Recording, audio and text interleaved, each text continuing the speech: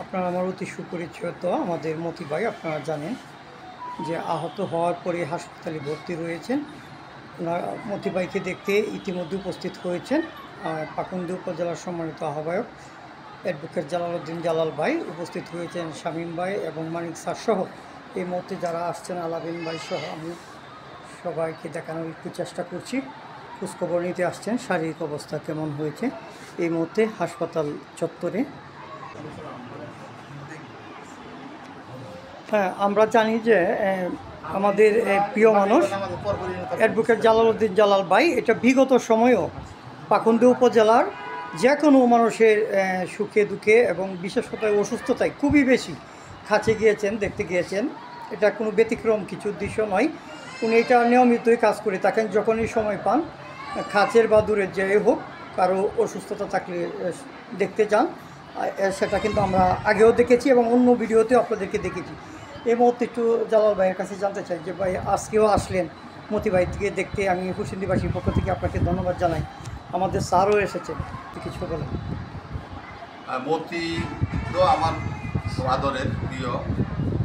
আমি কালকে যখন শুনলাম যে দুর্বৃত্তরা এবং চিহ্নিত কিছু সন্ত্রাসী তারা মতি আক্রান্ত হয়েছে, তখন আমি খুব ব্যথা পাইছি এই খবরে। মতি একজন ব্যবসায়ী মানুষ, তার ছেলে হুসেন্দি ইউনিয়ন ছাত্র দলের সভাপতি।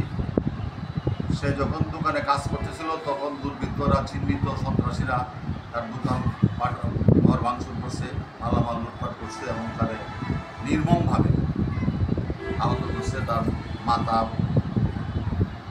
কেটে দিয়েছে, সে মারাত্মক আহত। আমার নৈতিক দায়িত্ব থেকে এই যে মতিকে দেখতে এসেছে। আর আমি আশা করব যে প্রশাসন এই বিষয়টাকে সিরিয়াসভাবে নেবে।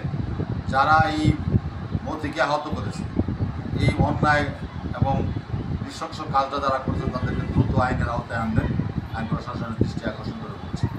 আর আমরা এলাকার মানুষকে সচেতন হওয়ার জন্য বলবো, যাতে এরপরে আর কোনো অভিভাবক, এরপরে যেন কোনো ব্যবসায়ী এদের দ্বারা নিগৃহীত না হয়, এই জন্য সবাইকে সজাগ থাকার জন্য আমি অনুরোধ করছি। ধন্যবাদ সবাই। শারীরিক কেমন অবস্থায় আছে?